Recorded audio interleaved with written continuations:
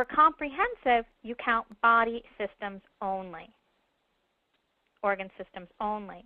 All 8 check boxes in the data quantity area must be down here in the systems area, not up here in the areas. The 1997 guidelines require 18 or more bulleted elements from 9 or more systems for a general multi-system exam. So here we have our 97 guideline requirements versus our 95. In the other exams, you have body systems or areas.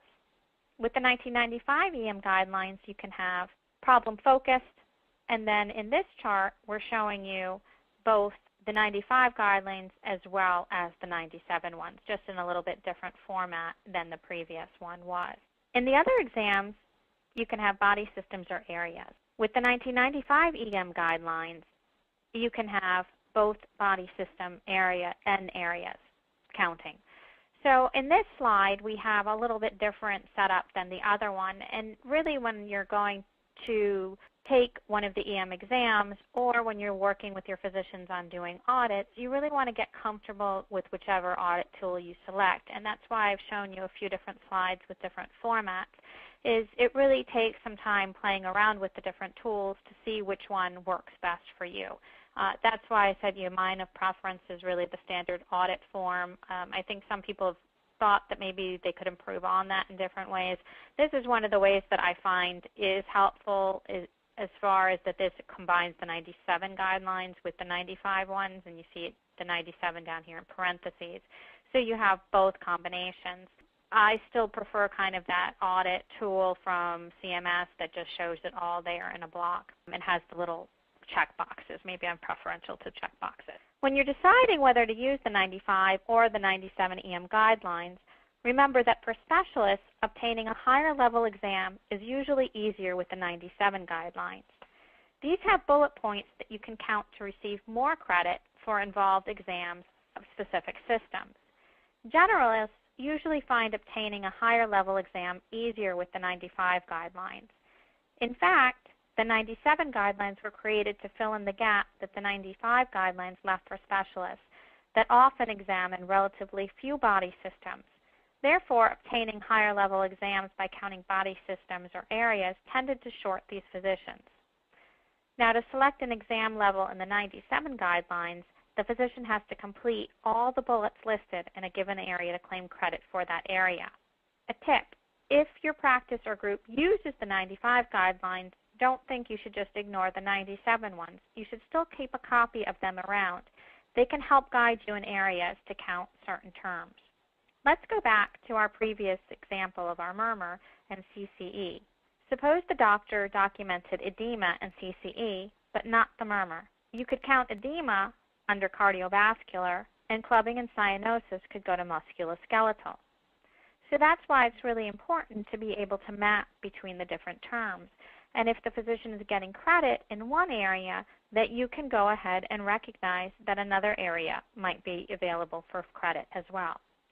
The 97 guidelines show the following bullet under musculoskeletal. They show the clubbing and cyanosis. They also show, under cardiovascular, the edema. So these would be possible areas that you could map to as well. Now going back to when we were looking at our documentation tool, when we're looking at this, we're talking about here having our CCE mapped to our musculoskeletal down here. Now there are other areas that we could be looking at that could, depending on what's being said, map to different ones as well. If we had something that was describing the musculoskeletal area, and palpating for any areas of range of motion, that could be under each extremity, if we're talking about arms or legs, or it could be under musculoskeletal as well. So when we talk about our comprehensive exam, it's important that since we can only be down here in this box, that we take any of the things that might have counted up here and we see if they count down here instead. Now you can't give dual credit, so it would be one or the other. It wouldn't be both. So it really doesn't come into play until you're looking at your higher level exam types, your detailed or comprehensive. If you're only looking at 1 to 3 to 4 systems, and you're not even going to be possibly up to the comprehensive of 8 or more systems, you really don't need to be so worried about mapping and being able to know, can it count an abdomen finding count under GI, and should I be counting it there instead? But as you approach getting close to that 8 or more systems, you do want to see if you have that ability to play with those areas. Since you have some room to play with some of the terms, you've got to understand the vocab so that you can realize the full range a finding can fall under. Some definitions and websites that will help you. We have cleared oscillation. This would be a typical respiratory finding or chest finding. DTR for deep tendon reflex would be our typical musculoskeletal. Our EOMI for extraocular movement would go for an eye area. Our no abnormalities detected could be under several. This could be under our abdomen. It could be under musculoskeletal. It could be even under integumentary for lymph nodes. So we see that some things we need to actually read further into the note to see what's being described and not just stop and match a body area or organ system with a specific abbreviation. Range of motion, as I mentioned before, would be another typical musculoskeletal one. RRR, which is very often seen, would be our respiration rate and rhythm. Our WDWN, well-developed, well-nourished, be a constitutional finding. Another great place to look at for finding information about lay terms is this affordable website brought to you by Supercodercom, where heroes are welcome. This site brings you the most comprehensive coding search, information, resource, and educational online system. It also brings you these free webinars. A great thing about Supercoder.com is that it offers lay terms that give you hints on using EM codes. Supercoder lets you search by code in its code set tool and gives you the official code descriptor.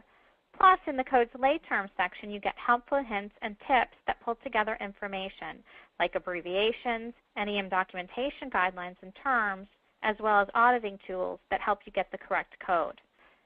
Today's CEU, offered by the American Academy of Professional Coders, number is INH 031-810-1113A.